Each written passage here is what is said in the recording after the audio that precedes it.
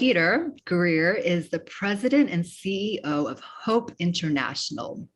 Hope International is a global, Christ-centered economic development organization serving throughout Africa, Asia, Latin America, and Eastern Europe.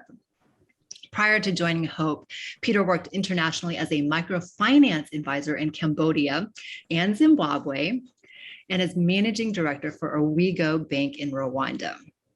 He received his bachelor's degree in international business from Messiah University and a master's in public policy degree in political and economic development from Harvard's Kennedy School. Peter has co-authored more than 10 books advocating for the church's role in missions and alleviating extreme poverty, including the book Rooting for Rivals, which he'll be talking about today. I admit I haven't read any of Peter's books on these topics, which sound awesome, but I do love the two books that I have read, and those are The Board and the CEO and The Giver and the Gift, which he co-wrote with one of our advisors, David Weekley. So if any of y'all run a nonprofit or need to raise money for any reason, these two books are really good, very insightful, very quick, easy reads. But The Giver and the Gift for sure transformed my view on fundraising. And The Board and the CEO has really helped me to understand how to engage our board better for our organization. So based on those two books, I highly recommend any book that Peter has to write because they're well written, easy to understand, and so insightful. So with that, I just want to introduce you all to Peter Greer. Let's all give him a warm welcome. Thank you very much, Marilyn. That was so kind. And Tommy, I see that comment. I think you and my mom are the only people that can claim that distinction of having read them all. So thank you, Tommy. And so good to be with you. I do love Houston. I love what God is doing in your city and in your geography. And I love the community transformation model that you've developed. So truly, this is an honor. Truly, this is an honor to spend time together today with all of you. And just as Marilyn said, I will share some thoughts, but I would much rather allocate the time to questions, conversation, any thoughts or reflections as well. So I'll fly through some high-level thoughts, and then I will look forward to having this as a conversation. I also will say that especially right now, education and church, those two worlds, it has been quite a time. And I want to say thank you for the way that you're bringing them together. Thank you for the way that you are loving your city and being a model, being an exemplar for so many others as well. So I want to tell you just a little bit about this concept of rooting for rivals and really where it came from. And I thought about a time not that long ago. I actually was in Texas, and I was at a conference, and I had the opportunity to present about the ministry of Hope International. But before I went up, there was another individual who went up, and his name was Scott Harrison. And I don't know if any of you have heard him speak, but he tells this story about an incredible transformation. He has this story about founding an organization called Charity Water that is just mind-blowing it's an incredible story. But what do you think I was doing as I'm thinking about, I'm going to go up after Scott. I'm going to go up and I'm going to be the next person to speak. And in my heart, I started sinking in my seat. I started getting down lower and lower and lower because in my mind, I was thinking, well, I can't compete with that. What are people going to think about the work that I do? What are people going to think about the presentation? And again, Scott, he's just an incredible speaker and presenter, an incredible story. He's been featured on all of these magazines. But as I am slowly slipping into my seat, I had a friend named Sharna who was sitting next to me, and she could tell that there was something going in my heart. And she whispered over to me, she said, "Peter, you know it's not a competition, right? This is not some sort of America's Got Talent thing, and it's not you versus them. No one's going to get voted off of the show here." There was something in my mind, though, that went back to my youth and thinking about this work that I do in Christian ministry, but thinking about it in a different context, thinking about it in the context that I grew up of there is an us and there is a them, and there is a rivalry. And so when I think about other organizations, I was slipping into, I grew up outside of Boston and I cheered for my Celtics and I loved the good rivalry, but I knew who my team was and I didn't have a whole lot of warmth or affection towards the other team. And even today, I still cheer for the Red Sox and I cheer for whoever's playing against the Yankees, because that's just what I did growing up. And there was always this very clear idea of there's an us and there is a them. There is a rivalry. But that rivalry is not just about sports. The interesting thing is when I got into the space of Christian relief and development, I joined an organization called World Relief. But do you know the question that I was asked more than any other question? The question was, how are you different from World Vision? Now, again, these are two Christian organizations that are doing great work around the world. But the way that individuals would ask the question, it would posit it in such a way that there is an us, there is a them. Who's the Celtics? Who are the Lakers? And which team am I on? When I joined Hope International, the question that I get more than any other still is, tell me how you're different from, and then fill in the blank of another organization that is in a similar space doing similar work around the world. And don't we slip into this even with our churches? Tell me how you're different from the church down the road. There was one individual who told me a story that he saw a church advertising campaign, and the advertising campaign said this. He said, it said in headlines, "Is your church boring? Come check out ours," positing it in such a way that there is an us and there is a them. And locally, schools do this as well. I just saw a billboard in Lancaster County, Pennsylvania, where I live, and it had all of the test scores of the different private schools in our region and put them on a billboard saying, you want to be elite? You come here. That is undermining the credibility and the shared mission of all of us. And we might not want to say it, but I believe it is alive and well. It's alive in crazy places. In Lancaster County, this is not uncommon. Come visit me. You're all welcome in Lancaster County, but it's not uncommon to see horse and buggies outside Walmart. And when I moved here, I always thought that Amish were one group, but even within the Amish, did you know that there are now over 40 different types of Amish? They have split, they have splintered, and some of them paint their horse and buggies. Well, I guess they don't paint their horses. They paint their buggies different colors as if to say, we're different. We're not like them. There's something in us that loves to compare, loves to compete. Mark Twain said, comparison is the death of joy. And I think he was absolutely right. You want to know how to have no joy in your ministry, in your church, in your school? Recipe is pretty simple. Become obsessed with comparing yourself to others that are nearby and in similar spaces. It will rob you of all joy. But worse than that, it'll rob us of our shared credibility. Jesus said this. He said, every kingdom divided against itself will be brought to desolation, and every city or house divided against itself will not stand. Abraham Lincoln gave a paraphrase on that. He was right. A house divided will not stand on this. And yet when individuals look at followers of Jesus, my question is real simple. Do they see a picture of uncommon unity, or do they see a reflection of the division in our world? And if they see a division that is reflected to the division in our world, my guess is that people have very good cause to question the credibility of our message. Essentially, that's what Jesus prayed in John chapter 17 before he went to the cross, that his disciples would be known for complete unity. They would be brought to complete unity. So the question for you is, do you ever feel that you have rivals in your work, in your ministry? Are there any other organizations? My guess is they're not far away. It oftentimes is most acute with organizations that are similar to us in similar space, maybe with churches that are similar that some might look at. But if you do, what do you think is the impact of that rivalry? What do you think is the impact on you in your heart? What do you think the impact is on your organization? And what do you think the impact is on a watching world?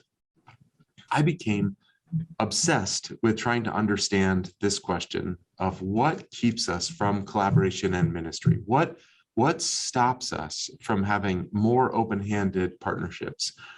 And so we started just having conversations with people that we respect. So we reached out to a bunch of different sectors in education and nonprofit and for-profit. We reached out to a bunch of different leaders across sectors and said, who are the most collaborative and generous leaders in organizations that you know of? And then we went on planes or trains, we spent time with them, and we tried to understand, what do they think? And then what did they do? And I want to give a couple high-level pieces of what we found. And the first is again and again and again, leaders that were open-handed, that were collaborative. When they were asked a question, do we live in a world of scarcity or abundance? It became so clear that they believe in a world of abundance. Now, what does that mean, a world of abundance? Well, maybe take this story of contrast. The individual on the left, his name is Ray Kroc, and the founder of McDonald's, well, kind of the founder of McDonald's. The one on the right is Robert Mondavi. And so this idea of scarcity or abundance, I wanted to give an example from the for-profit sector because I believe that same principle applies here. But Ray Kroc was a cutthroat leader, and he could not stand anyone else getting any modest amount of success. He wasn't trying to put fast food on the map. He was trying to put McDonald's and Ray Kroc on the map. Captured perhaps most famously when he said this: if any of my competitors were drowning, I'd stick a hose in their mouth and turn on the water. This is rat eat rat, dog eat dog. You're talking about the American way of survival of the fittest. That is a worldview of scarcity. There is not enough, so I will destroy you to get more for me. The pie is fixed. I'm going to get as big a piece of that pie as I possibly can. Robert Mondavi had a different approach. In fact, the opening line of his sales manual said this. It said, your competitor is your ally. What? What do you mean? He, his son, in his eulogy said he developed friendships with other winemakers, exchanged ideas. Not only he wanted to learn with them, he wanted to share what he learned. And the way that he would do that is when he would go on trips to other vineyards around the country and around the world, he would go back to his vineyard, Mondavi Vineyard, and he would open up his doors to his competitors, invite them in so they could learn from his experience. Why did Robert Mondavi do that? And reading about him, it looks to me is he had a vision for putting Napa Valley on the map. He didn't want to just put his vineyard on the map. He knew if he put his region in the map, that would benefit all of them. And he saw it as a worldview of abundance, not scarcity, that they could improve together on that. Now, if that is true for wine, wouldn't it also be true for the work that you're doing? Wouldn't it be even more true for the benefit of that sort of an abundance mentality? I like how Melissa Russell at International Justice Mission says it. There was a individual that came to her when this was happening, the Ice Bucket Challenge, and said, Melissa, I wish all of this attention was for you and IJM. And that was stated from a good heart of caring about what they were doing. But Melissa does not believe that ALS and attention there is actually coming at the expense of IJM. They're both acronyms of 3 letters, but she said, there's plenty for all of us. And she said this, she said, I believe in a God who took 5 loaves and 2 fish and fed the multitudes. And not just that, my favorite part of the story is how many basketfuls there were of leftovers. Every disciple had a basket full of leftovers, as if to put a giant exclamation point that our God is a God of abundance, not scarcity. And if we're going to be competitive about anything, how about we try to move the needle in Houston? That giving as a percent of GDP has been static at 2% for now 60 years. If we're going to be competitive about anything, let's not be competitive with each other. Let's not fight over our little fixed pies. Let's figure out how to expand the available resources for all of us. The second piece is this question about, do we believe that our primary loyalty is to our club or to the kingdom of God? It's so easy to slip into club thinking. It's so easy for that to be the way that we think. And perhaps we see this echoing in politics. There is a loyalty to a group, whichever side you're on, that is our loyalty. And yet I found this example so crazy that after a very contentious election in 1993, George Bush, leaving the Oval Office, he left a note on the desk for Bill Clinton. And in this letter, he concludes it by saying, "Your success now is our country's success. I'm rooting hard for you." What is he saying? He's saying, yes, we fought. Yes, it was contentious. But right now, my allegiance is to the country. That is where I'm going to do so. I'm going to be cheering for you. That is crazy. And again, if that is true in politics, isn't it so much more true with followers of Jesus?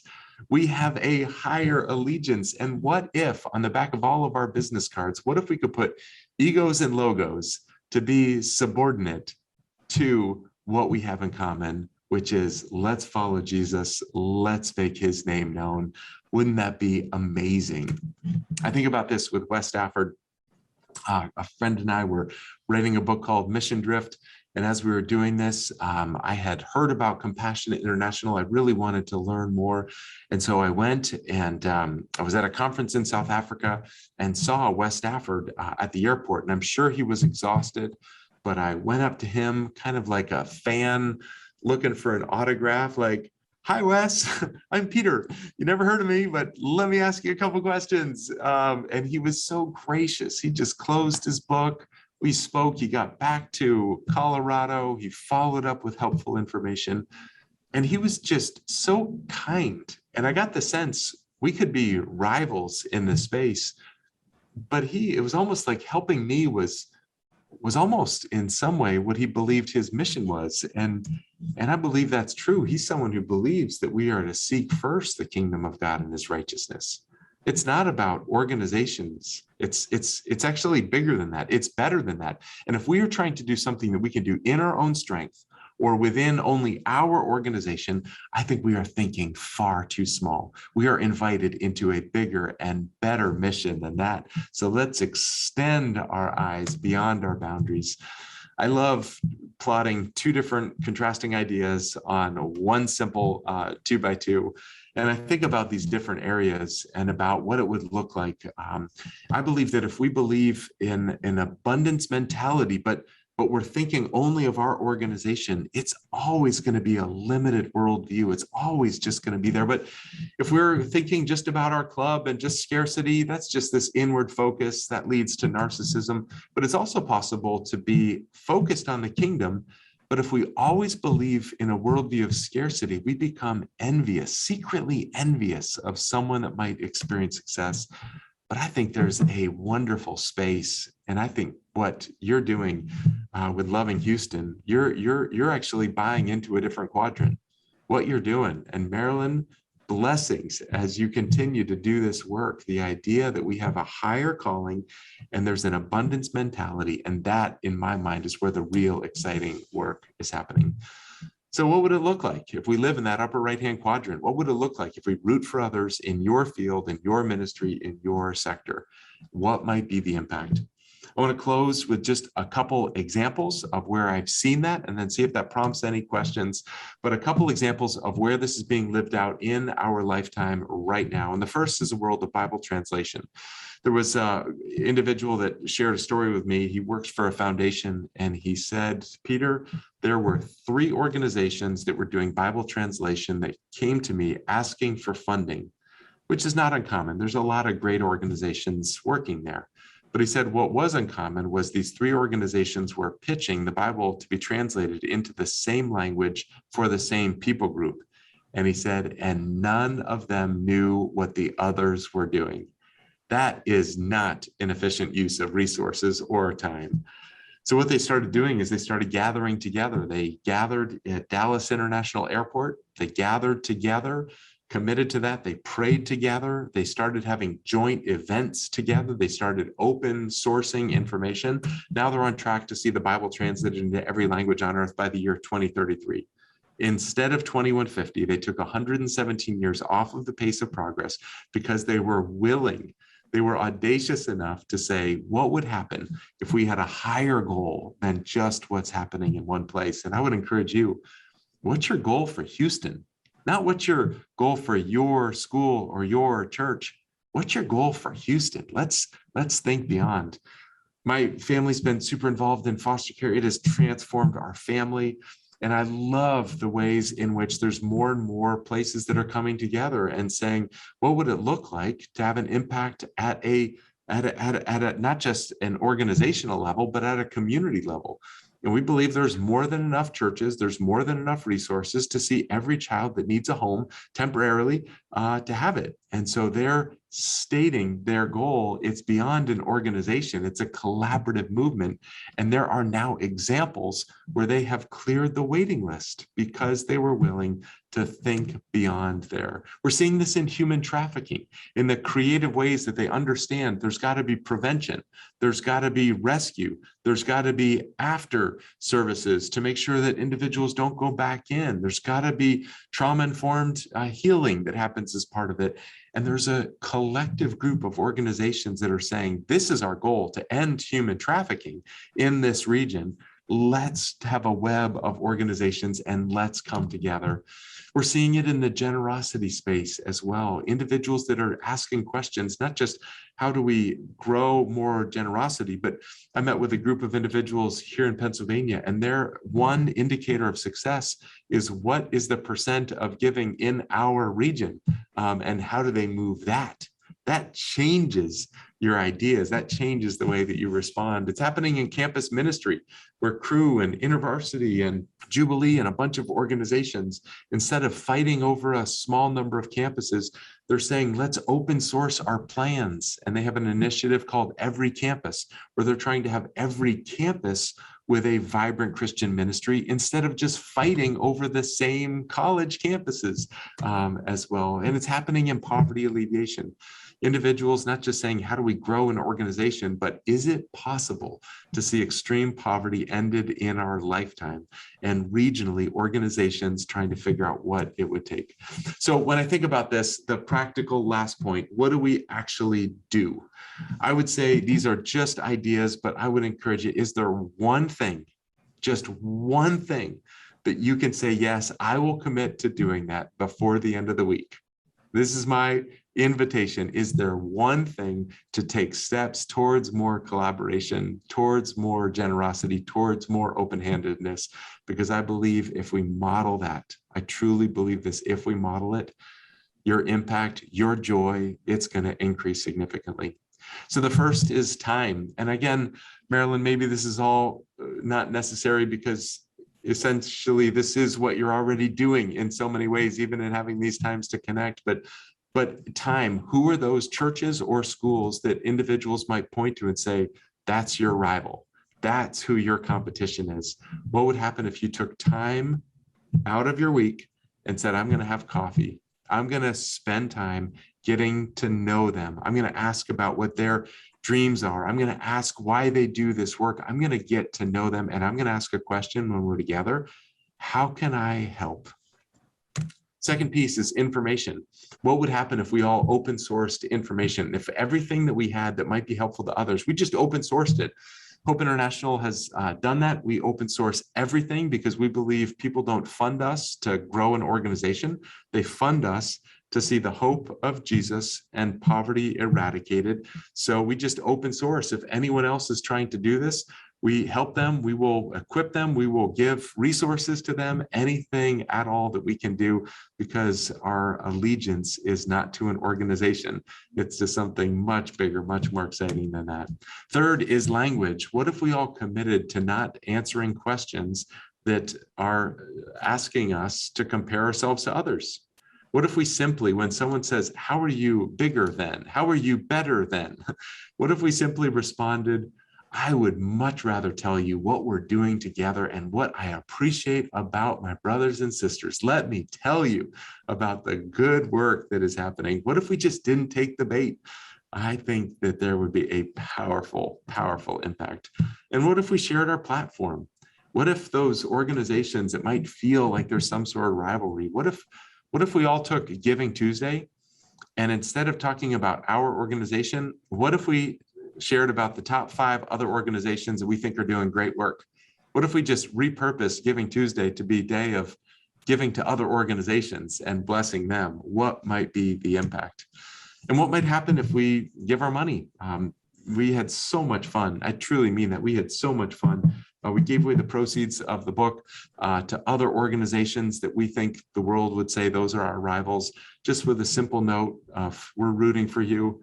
And I think that was the most fun philanthropy I've ever done in my life, of just having the freedom of saying, we're with you, we see the good work that you're doing, and we pray God's blessing on you. And that's the last one. How many times when we gather to prayer, both personally and corporately, when you gather to pray, how much of your time is dedicated to praying for the organizations, churches, schools that other people might think are your rivals?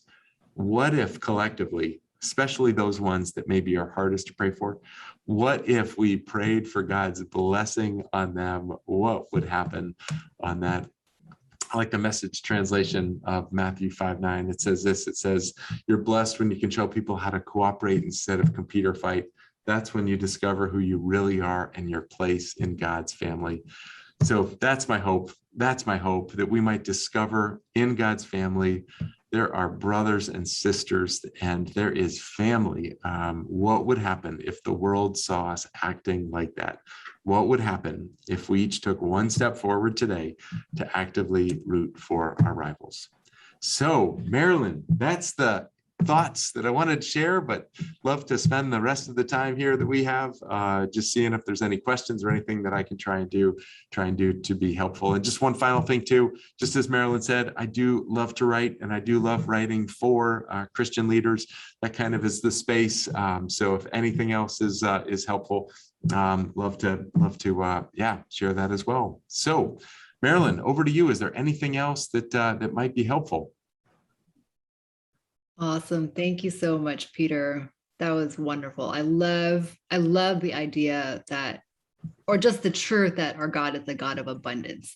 I feel like that's the thing that I really took away from your Giver in the Gift book. And I love that it applies to this work as well.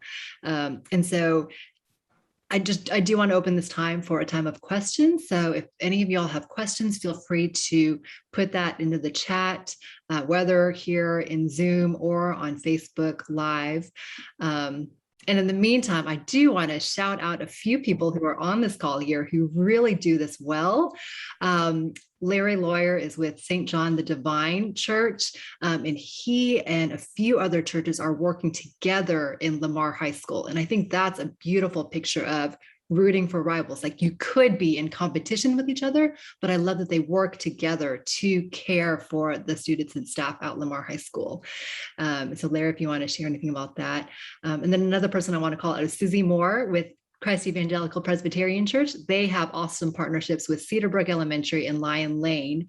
And just recently, Christ the King started a partnership with a new school. And Susie has been such a blessing to be able to meet with Mary Elizabeth to share best practices and ideas.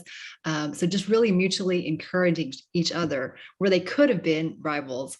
I just love that they're sharing ideas and information with each other so that they can both care for schools in Spring Branch ISD better. So thanks to Larry and Susie for how you guys are putting this, what Peter was talking about, into practice so beautifully already. Yeah, but I do want to see if there are any questions. There are definitely some thanks for the things that you shared about Peter. And yeah, district coordinators, if you guys have any questions as well, because I know this is the type of work that you all are doing as well. Just a brief note, our vision at Loving Houston is to see every single school in Greater Houston with a committed, caring church partner. And it could be a one-on-one relationship between a church and a school, or it could be multiple churches with one school, multiple churches with a feeder pattern, all working together towards that. So let's see, John Butler says, thanks, Peter. Rooting for rivals has become a standard resource in multiple training programs for youth workers. God is using your encouragement to reshape our future leaders. That's wonderful. Thanks for sharing that, John. Elaine Johnson says, great thought-provoking questions and information. Eileen McGowan, she's a wraparound specialist at Liberty High School. She said, thank you for the presentation, Mr. Greer. Let's see. All right. We do have a question from Tommy Rawson. He's with Houston Responds. They do a lot of disaster relief and they're building out coalitions in different areas of Greater Houston to do disaster relief in particular. And they're thinking about some other things as well for that. What are some practical disciplines that leaders can put in place that keep us from reverting back to our insecurities and focusing on ourselves and scarcity? Yeah. Yeah, thanks for that, Tommy. And thanks for the kind comments, John, and the others. That's really, really kind and so encouraging. And, I guess one thing just maybe to say is I write about things that I want to grow in, and I use it as an excuse to talk to people that are further along on the journey. So it's just personally, it's been a great journey, and it truly is, though, encouraging to know that something is helpful to others as well. So really appreciate those words as well. So thank you. I think the practical disciplines to keep us from reverting back, I really do think that in some ways that the habits and practices of generosity form our heart, not just kind of we're in our mindset, we're going to figure out how to do this, and then all of our actions are going to flow. I found that the more that I take these actions, the more that it informs my head and my heart as well. So I guess that's really that last list, Tommy, that I think of about regularly, we as a staff take prayer time and pray for other organizations. And we have that built into the organizational habits. And as part of that, we write simple notes to other organizations and just send them off saying, hey, we took our staff time today to pray specifically for you. And these are some of the things that we were praying. And we're so thankful for the good work that you're doing. The second piece, it said platform, but it's really relationships and looking for those collaborative spaces. I believe that we become like the people that we hang out with. And so who are the people that really model this well, and are we spending time with them? And so we have a group called the Christian Economic Development Network that is really built on this idea of we need each other on that. And so maybe it's just finding who are those people that when you look at them, you see a life of an upward and outward focus, that you see people that just get it in caring for others, and maybe spending more time with them saying, tell me more. And what do you do when you feel in your heart? And then I think the third thing is gratitude and generosity are so closely tied together. The more we live in a posture of gratitude, the more we can extend generosity to others. And so I think a huge piece like fear, insecurity, those are thinking about the future and thinking about a future that God's not present in. So I think thinking about today, what do I have to be thankful for today? Where have I seen God's provision in my past? And what am I thankful for? And the more that we grow in generosity, the more we grow in gratitude, I think that equips us to grow in generosity. Just real simple example of that. Every Thursday, my kids, I send them a text every morning, every Thursday, and I say, happy Thankful Thursday. I know it's totally cheesy, but Thanksgiving is on a Thursday, just, and every Thursday I strongly encourage / make my kids tell me what they are thankful for right now, first thing in the day, just that. And there's something about, again, growing in understanding, what do we have that we haven't been given? We've been given so much. And from that truth, how can we not be generous to others? How can we think about withholding some good that might actually encourage another organization? So maybe growing in gratitude might also be something that allows us to grow in generosity as well. Awesome. Thank you so much, Peter. I see Melissa has a hand raised. Melissa, do you have a question? Yeah, I was trying to type it and it was too wordy. So I'm one of the district coordinators for Loving Houston. I work out in Lamar Consolidated out in Richmond, Rosenberg. And I notice a lot of duplication of services with some of the nonprofits that we run in the same circle with. And so we're kind of a neutral party in that. What would be your advice for me as kind of the conversation starter around that? Some of the nonprofits I don't think recognize the problem of duplicating services. And so I would love to start that conversation, but I find it challenging at times. Thoughts? Yeah, Melissa, it's so challenging, and this is going to be, not a helpful answer, but I'm going to say it anyway. Oftentimes, the best time to deal with that is before organizations become multi-sectoral and do a ton of different work. So I actually think there's a benefit of growing in, hey, did you know these organizations are doing all of this other work, so that the default posture is, here's a need, we must respond to it. I think it is so helpful. Here's a need.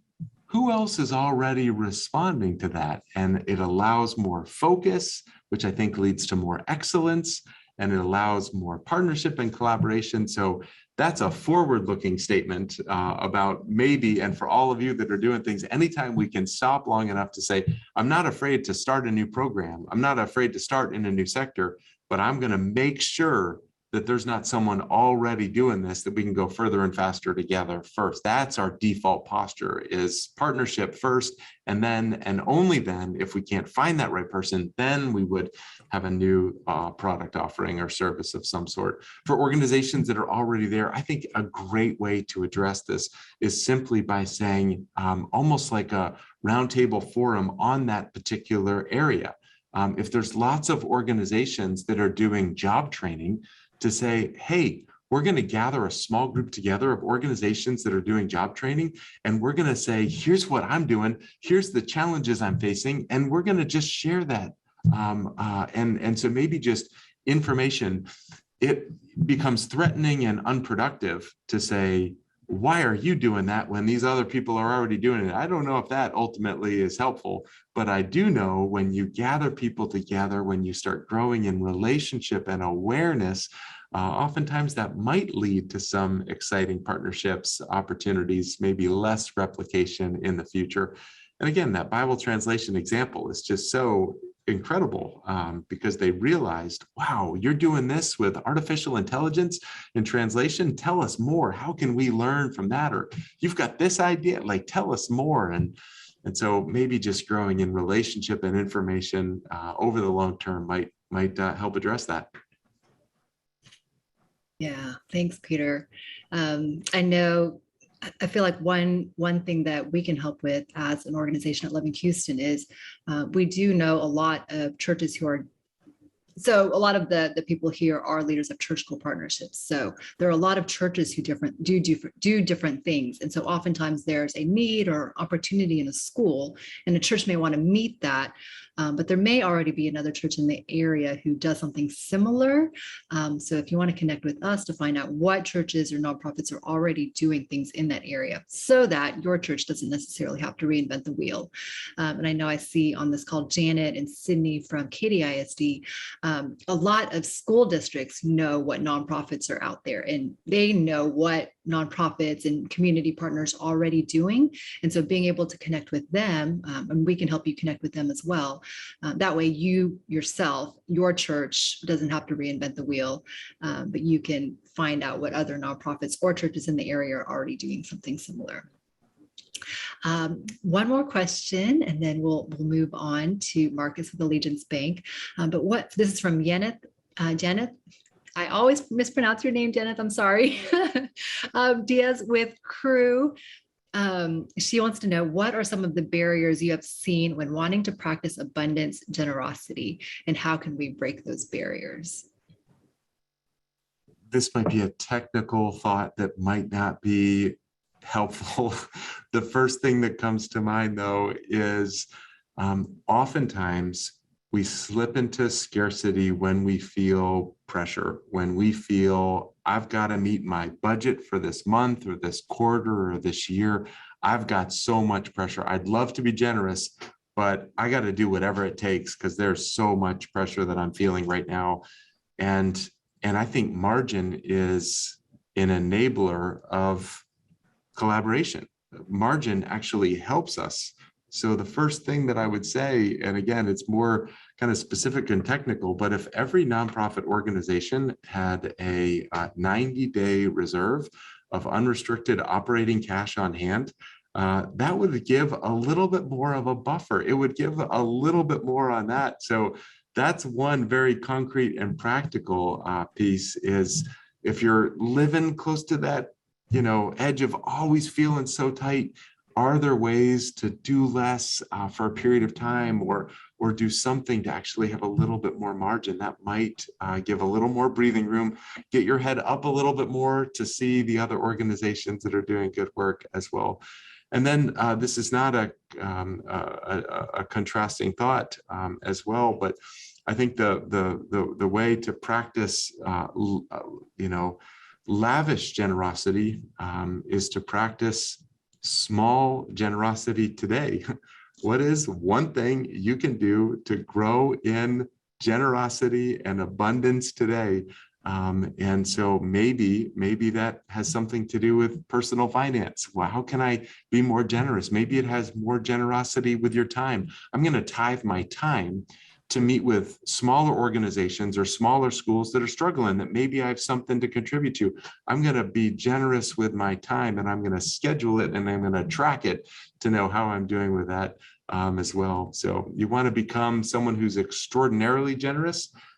Every day, just get a little more generous. And over time, you will grow into that model, that posture. And I know our time is over, Marilyn. So last thought for me is just outside of all of this, what you are doing is an example, not just to Houston, but it is an example. And I can't wait to tell other people about what is happening in Houston, even more good that's happening in Houston as you support each other, as you think about partnerships coming together, and as you focus on the way of positively impacting kids in Houston. I just love the model. I love the mission. And I truly do mean this. May God bless you as you live and serve with open hands and hearts that are reflecting Christ's generosity to others. So thanks so much for the privilege of being with you.